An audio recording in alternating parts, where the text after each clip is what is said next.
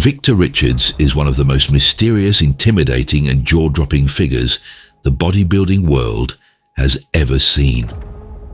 He is not famous for Mr. Olympia titles, magazine covers, or mainstream competitions. Instead, he is remembered for something far more shocking. His size crossed a line that competitive bodybuilding itself could not contain. In a sport built on extremes, Victor Richards stood apart as a man whose mass, density, and sheer physical presence made even elite professionals look ordinary. His story is not just about muscle. It is about how far the human body can be pushed before it becomes something almost unreal. Richards, I will be guest person at all the Miss Fitness and Muscle Mania events all across the country.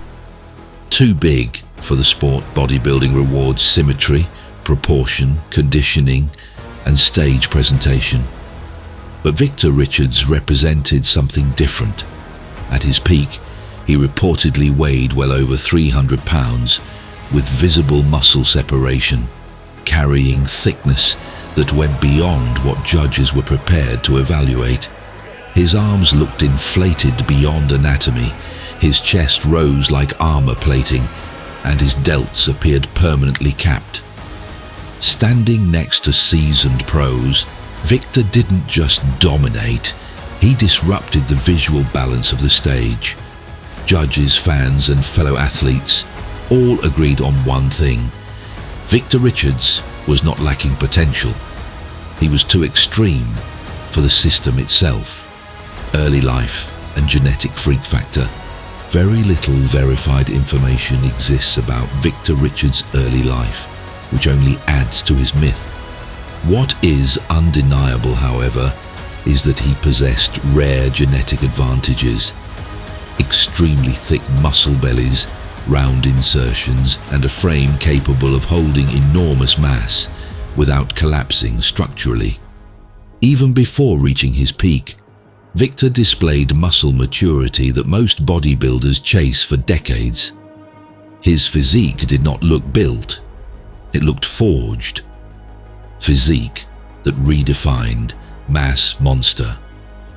During the 1990s era of mass monsters, when size was king and limits were constantly being broken, Victor Richards still stood alone. While legends pushed the scale to new heights, Victor's body took on a cartoonish yet terrifying realism. His arms were often compared to smaller competitors' torsos. His chest thickness gave him a permanent expanded look, as if his rib cage had been redesigned. Unlike many oversized physiques, Victor's muscle carried depth and density, not just surface level size.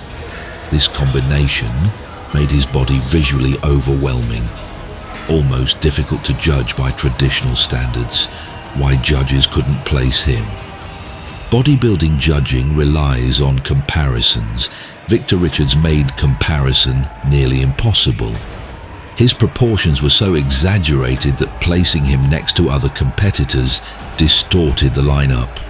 Where others aim for balance, Victor's body screamed raw power and mutation-level growth. This created a paradox. While fans were stunned, judges struggled. His physique challenged the aesthetic direction of the sport. He wasn't off, he was beyond. If I change that because of money, because of fame, because those things, they're nice, but they don't really appeal to me. In fact, Victor has not competed since 1984, when he won the California Gold Cup. It's not that he couldn't win. His 5-foot, 10-inch frame carries more than 260 pounds of finely tuned muscle mass. Victor Richards never competed at the Mr. Olympia or other major bodybuilding shows, not because he lacked size, genetics, or work ethic. My goal is not to win Mr. Olympia. I have different goals from a lot of guys out there. My goal is to perfect my physique to the best that it could be. But because his physique exposed a contradiction the sport was not ready to confront. Bodybuilding publicly celebrates the idea that bigger is better, yet it relies on controlled aesthetics, marketability, and comparability to function as a judged sport. Victor's mass went beyond those boundaries. His size and density were so extreme that they made fair lineup comparison nearly impossible, turning judging into a liability rather than a process. Instead of fitting into the system, his body challenged it. Another crucial reason lies in business and image. The Mr. Olympia is not just a competition, it is a commercial product. Champions are expected to represent bodybuilding to sponsors, media, and mainstream audiences. Victor Richards' physique was intimidating, raw, and unsettling even by mass monster standards. Promoters and sponsors struggled to see how he could be marketed without raising uncomfortable questions about health, longevity, and the direction of the sport. From an industry perspective, he was not a safe investment, no matter how genetically gifted he was. There was also a deeper, unspoken fear. Victor Richards showed what the mass monster era would become if left unchecked. While other competitors pushed size within limits judges could still defend, Victor crossed into territory that felt uncontrollable.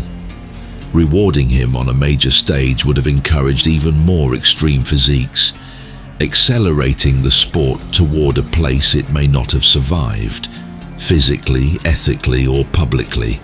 By quietly keeping him out of elite competitions, bodybuilding effectively drew a line without ever admitting it. Politics and structure played their role as well.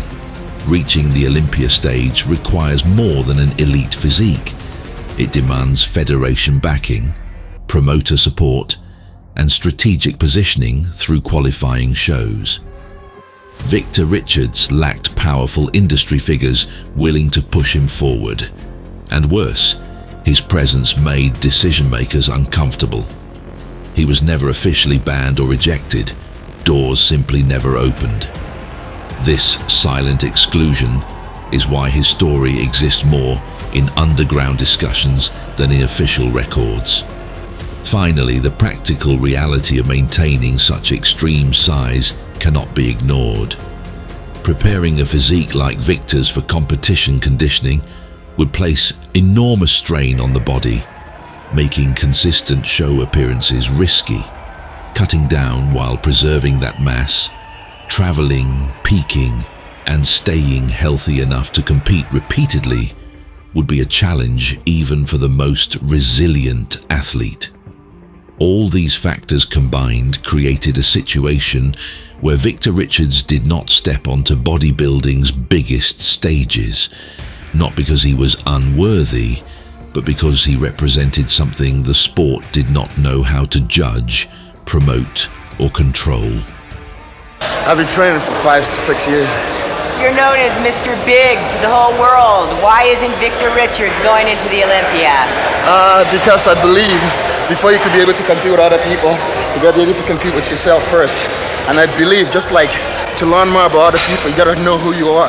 I think too many people are so busy competing with other people instead of putting the time to learn who they are and competing with themselves first. I'm trying to perfect myself first before I could compete. Training philosophy, brutality over comfort. Victor's training style mirrored his physique, heavy, relentless, and uncompromising.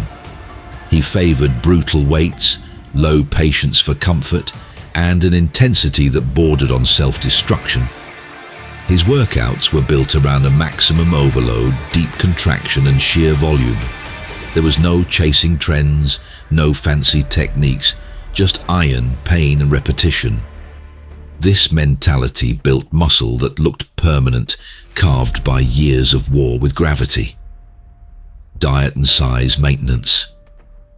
To maintain such mass, Victor's diet had to be extreme. High-calorie intake, constant feeding, and protein-heavy meals were non-negotiable. Eating wasn't optional. It was a job. His body demanded fuel around the clock, and any drop in intake showed immediately. Unlike aesthetic-focused bodybuilders who could diet down quickly, Victor's size required constant maintenance, making competition prep even more challenging. The invisible wall. Health and longevity. With extreme size comes extreme stress. The human body was not designed to operate indefinitely at such mass. Cardiovascular strain, joint pressure, and systemic fatigue became unavoidable realities. While Victor Richards' full health details were never publicly documented, the bodybuilding world understood the implication. Some physiques come at a cost too high for long-term competition. Legacy. A cautionary legend, Victor Richards never became a household name like Olympia champions, yet his legacy is arguably more haunting. He represents the absolute edge of bodybuilding, the point where size stops being rewarded and starts becoming a liability. His story forced the sport to confront an uncomfortable truth. There is a limit, even in a world obsessed with going bigger. Why he is still talked about today. Decades later, Victor Richards remains a symbol of forbidden mass. Fitness forums, YouTube documentaries, and hardcore bodybuilding fans still ask the same question: what if he competed today? But the real answer is deeper. Victor Richards didn't fail bodybuilding. He exposed its boundaries. Victor Richards was not unfinished, unbalanced, or misunderstood. He was a living extreme, proof that human muscle growth can surpass the rules created to judge it. In a sport that celebrates monsters, Victor Richards became something else entirely. The monster that was too big for bodybuilding itself.